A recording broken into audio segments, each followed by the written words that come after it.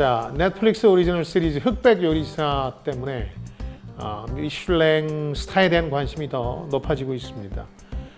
또 언론에서는 이경연에서 탈락한 미슐랭 스타 셰프들을 의식했는지 미슐랭의 저주라는 영화를 소개하는데도 한참입니다. 이참에 미슐랭 스타가 언제 어떻게 탄생했는지 또 비슷한 맥락으로 기업이 부가 사업으로 벌인 일이 세계적 현상이 된 미슐랭 말고 기네스 북 얘기도 좀 해볼까 합니다. 미슐랭은 영어로 미쉐린 맞습니다. 그 프랑스 타이어 회사입니다. 1900년에 레드 가이드라는 이름으로 여행 안내서를 발행한 게 미슐랭 스타의 기원입니다. 원래 목적은 이 회사가 해외 주재원이 많으니까 이들을 위한 무료 지침서였습니다. 그러다 1차 세계대전이 시작되면서 발행이 중단되죠. 그리고 나서 전쟁 끝나고 재발행이 되는데 이때는 미식에 대한 수요, 레스토랑에 대한 정보 수요가 많았기 때문에 이 부분을 대폭 강화합니다. 이때부터 유료로 재발행됩니다. 오늘날처럼 별 개수를 가지고 식당을 평가하기 시작한 건 1930년대 이후고요. 지금 하나에서 3개까지 아주 엄밀한 심사 기준을 확립한 건 1936년경부터인 것으로 알려지고 있습니다. 도시별로 이 미슐랭 가이드를 내는데 현재는 세계적인 대도시 10여 개 이상에서 발행하고 있습니다. 우리나라도 서울에 이어서 부산이 지금 포함됐죠. 일본의 일부 도시처럼 이 평가를 거부하는 경우도 있습니다. 교토 같은 곳에서는 어떻게 스시나 사시미를 서양 기준에 맞춰서 평가받을 수 있느냐 이런 논란이 일었었죠. 근데 지금은 거부보다는 대도시들이 대개 환영하는 추세일 뿐만 아니라 유치하려고 노력 중이죠. 많은 돈을 들여서 이 평가를 받고자 합니다. 왜냐하면 일부 미식가들이 이별을 미식에 대한 절대적 가이드, 이 바이블로 여기기 시작했고 또 소셜미디어 시대 미식 여행이라는 게 점차 느는 추세이기 때문에 그렇습니다. 여기에서 미슐랭의 저주라는 말도 생겼죠. 그러니까 레스토랑이나 셰프가 엄청난 비용과 에너지를 써가면서 별을 따냈는데 이걸 유지하느라고 정작 식당 운영에는 어려움을 겪는 거죠. 또 심지어는 별 숫자에 강박적으로 집착하다가 자살하는 셰프들도 있습니다. 그러다 보니까 이 저주라는 영화가 생겼고요. 미슐랭 스타라고 논란이 없는 건 아닙니다. 정치적으로 계산된 평가를 한다.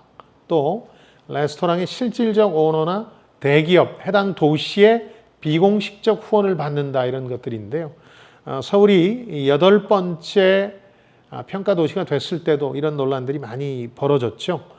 2000년대 들어서면서는 그래서 미슐랭의 대항마가 생겼습니다. 영국 외식 잡지 레스토랑이 매년 월드 50 베스트 레스토랑이라는 행사를 합니다. 그러니까 지역별로 35명의 패널들이 후보를 뽑는 표를 행사하고 최종적으로 27명의 전문가가 평가를 해서 세계 최고의 레스토랑 50개, 50개를 선정하는 절차를 밟는 겁니다. 특히 이 이벤트에는 유명 셰프들이 직접 뽑은 셰프의 선택이라는 항목이 있는데 이 순위는 전문가들의 평가라는 점에서 미슐랭보다 더 높게 치는 사람들도 일부 있습니다.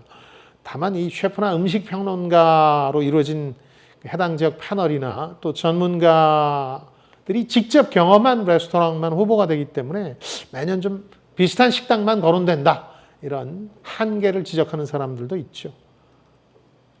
이렇게 기업이 부가 사업으로 벌인 일이 세계적인 이벤트, 심지어는 본업보다 더 유명해지기 시작한 예로 미슐랭 말고 거기에 버금가는 게 아마 기네스 북일 겁니다. 정확히는 기네스 월드 레코드인데요. 아일랜드가 자랑하는 기네스라는 흑맥주 회사가 1955년부터 시작한 세계 최고 기록 모음집입니다.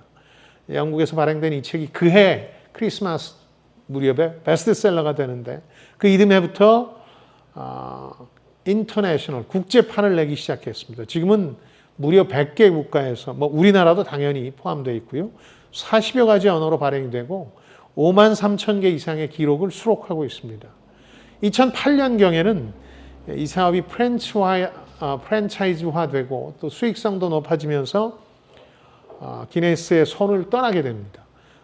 캐나다의 글로벌 기업인 짐 패티슨 그룹이라는 회사가 인수하게 되는데 이렇게 때로 기업의 엉뚱한 아이디어가 본업보다 더 사람들의 관심을 끌기도 하죠. 글쎄 우리나라 같은 경우는 그 대한지분의 곰표라는 브랜드가 MZ세대에게는 맥주로 유명한데 실은 한국전쟁 후에 분식장려운동에 바로 탄생한 밀가루 브랜드다. 이런 게 그런 예가 될까요? 자, 지금까지 김방이었습니다. 저는 여러분들의 성공을 응원합니다. 좋아요, 댓글, 구독 잊지 마시고요. 고맙습니다.